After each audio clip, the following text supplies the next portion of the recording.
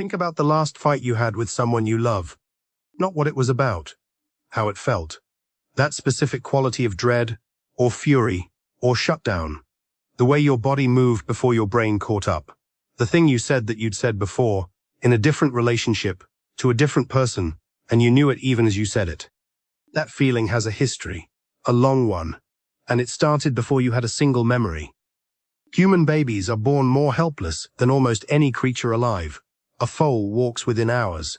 A human infant can't do anything, can't feed itself, can't regulate its own temperature, can't survive 5 minutes without another person. So the infant brain has one job: figure out who my caregiver is, and figure out how to keep them close. That's not love in any soft sense. That's survival. The infant brain runs a single question on loop. When I need something, does anyone come? The answers to that question, repeated hundreds of times across the first months and years of your life, got wired into your nervous system as a template. Researchers call it an internal working model. Think of it as the operating system your relationship brain runs on right now. That operating system was built before you had a language, before you could reason or contextualize, before you could think. My mother is stressed today. That's why she's not responding. You just experienced, I reached, nothing came, over and over. And your brain logged that as a fact about the world. Not a thought, a felt, bodily fact. And it's still running. Before considering the categories, try these situations. One of them is probably familiar. You're in a new relationship. Things are good. They're consistent, available, and kind. Yet, you can't relax into it. You're waiting for it to fall apart. They say something slightly off one evening, and you spend 2 days analyzing it. They're fine. Still, you're already bracing for the end. Or, your partner wants to talk about something, a concern they have. You sit there and find the right words, but something inside you is gone. You're not fully present. Afterwards, you feel vague guilt, and also vague relief, that the conversation is over. Or, someone you're seeing goes quiet for a day. Maybe they're busy, maybe they're tired, but it registers in your chest as an emergency. You're rehearsing conversations in your head. The anxiety feels physical. Or this one, almost nobody talks about it. Someone loves you. Consistently, clearly, without games. And it makes you uncomfortable. You start finding flaws, pulling back. You convince yourself they're not right for you. They leave hurt. You feel a flat, strange relief. These aren't personality flaws. They're strategies, built for a specific environment, in a body that was very, very small. The problem is that the environment no longer exists. Your nervous system doesn't realize that yet. There's a well-known experiment called the strange situation. A researcher brings a caregiver and a toddler into a room. The caregiver leaves briefly, a stranger enters, and then the caregiver returns. The camera records what happens when they come back. 4 distinct patterns emerge. These patterns nearly mirror adult relationship behaviors. One pattern will be more common than the others. If none seem to fit well, keep watching. There's a reason for that too. It's a cure. The child was upset when the caregiver left. When the caregiver returned, the child went to them, sought comfort, calmed down, and then returned to playing. In adult relationships, you can get close without losing yourself. Conflict doesn't feel like the end. You can be apart from a partner without spiraling. When something feels wrong, you can express it directly. You exist. You're real. But many people reading this aren't them. Anxious. These children fell apart when the caregiver left. When the caregiver came back, they ran to them but couldn't settle down. Cling, resist, cling, resist. The safe person was right there, but the child still couldn't regulate. Adult version. You fall quickly. You start interpreting everything immediately. A delayed text becomes evidence. A short reply seems like a sign. You crave reassurance, but even when it arrives, it doesn't fully satisfy. You keep checking, monitoring. The exhausting part. You notice yourself doing it. You know it's too much. But the fear of being blindsided feels worse than the cost of constant vigilance. The underlying belief. Love isn't reliable. People leave. Hold tight. Watch constantly. Avoidant. These children looked fine. When the caregiver left, they barely reacted. When the caregiver returned, They went back to their toy. Researchers initially thought this group was the most well-adjusted. They weren't. Their stress hormones were high the entire time. Their calm exterior was a strategy. They learned that reaching out didn't work, so they stopped. The need never disappeared. It went underground. Adult version. You value independence highly. Relationships seem fine from a distance. When someone gets truly close, you start pulling away. Not because you don't care, but because closeness feels threatening. You become quiet during emotional conversations. You need space during conflicts. People you've been with call you cold, distant, a wall. You're not cold. You're defending yourself. The underlying belief. Needing people is dangerous. It's better not to need them. Disorganized. This is the hardest one.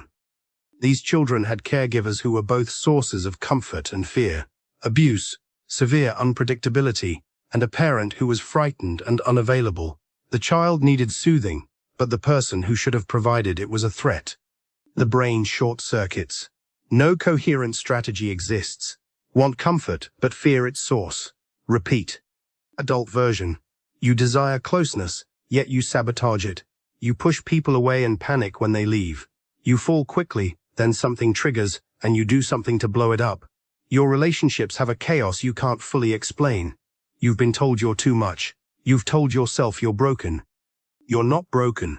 You built a strategy for an impossible situation. That strategy made sense back then. If none of these fit well, that's common. Your attachment with one parent can be completely different from your attachment with the other. You might be anxious with partners but avoidant with friends, or vice versa. Many people are anxious in some relationships and shut down in others, depending on the stakes. The adult pattern often blends multiple styles. This also explains why siblings from the same household can have opposite attachment styles. Your older sibling might have experienced your parents differently from you did. Parents change. Circumstances shift.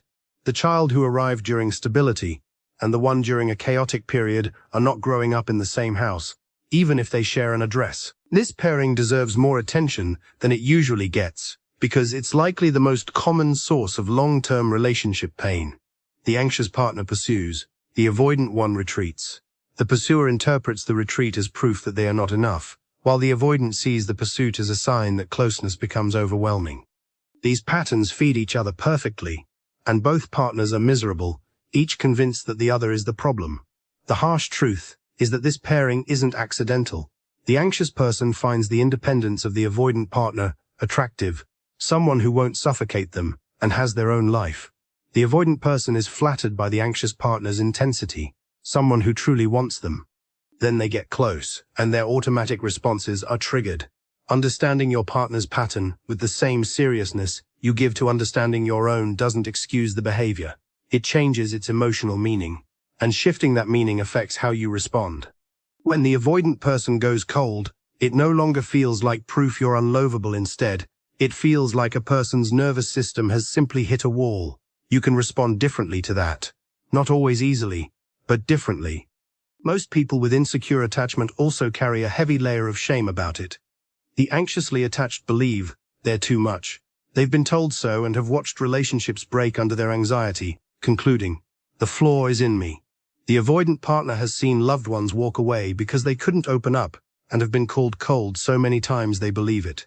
The disorganized person looks at their relationship history wreckage and thinks, "This is what I do, I ruin things." Shame keeps this pattern stuck because it tells you the problem is you, the core of who you are. If the core is the problem, your only options seem to be hiding or spiraling into it. But the pattern isn't who you are. It's a strategy your brain developed for a particular environment with the information it had. You were a child in circumstances you didn't choose, with caregivers you didn't select, building the best map you could from the territory available. The shame you feel about your attachment style is shame about what a scared, small person did to survive something difficult. That's a different thing, and it's important to recognize that difference. When you were a baby, your brain was busy building its stress response system. These are the systems that help you manage emotions, understand other people, and decide how threatening something is. These systems are shaped directly by early relationships in a physical way.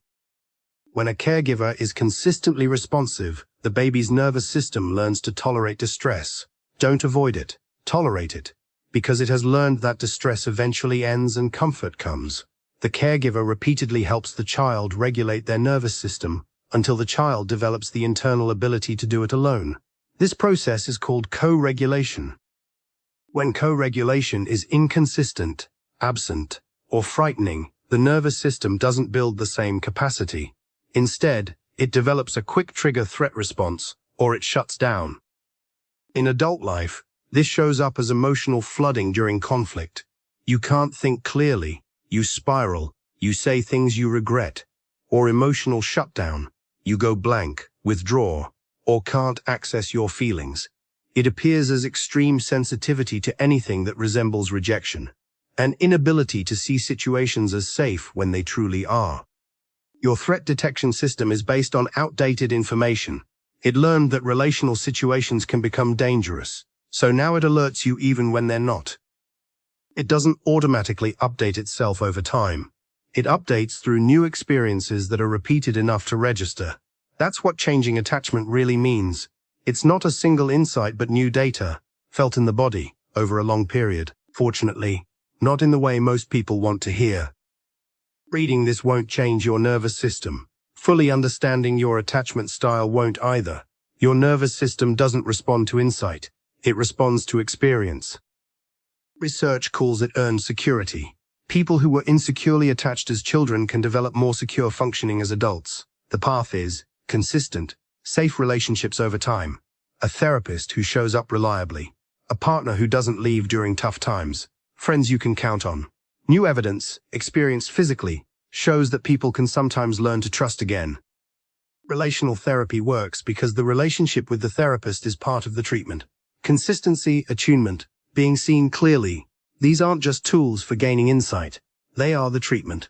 For disorganized attachment, where the wound is proverbial and often tied to trauma, therapies that directly engage the nervous system, rather than just using language, tend to reach what talking alone can't. A few approaches that don't work.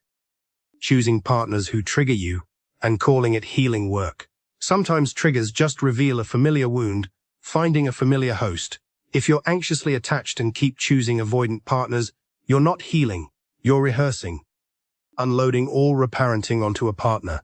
Secure partners help a lot, but a partner isn't a therapist. Expecting them to be one can harm the relationship. Using the label as a way to settle into a fixed identity. I'm anxiously attached can become a label that stops progress. It explains behavior, but doesn't justify it. What really helps is learning to recognize when you're activated and naming what's happening. My partner went quiet. I'm panicking. This panic is older than this relationship. My partner isn't gone. That doesn't stop the panic right away. But over time, it creates space between the trigger and the reaction. That space is where change can happen. Here's the part nobody talks about openly. Most people never examine this. They live inside their patterns their whole lives, having the same relationship issues with different people, and are genuinely confused about why it keeps happening. The idea that learned patterns from early memories could run their adult relationships doesn't occur to many, or if it does, they choose to ignore it. You're here. You're looking at it. That's a start. But it's not enough. Awareness alone isn't change. It's just a clearer version of the same trap. Still, it's the only starting point that actually makes a difference. The question to think about, without needing to say it aloud. When you consider how you actually behave in your closest relationships, not how you want to behave, what is that behavior protecting you from? And when did you first learn that you needed that protection? Stay with what comes up. That's where real change begins.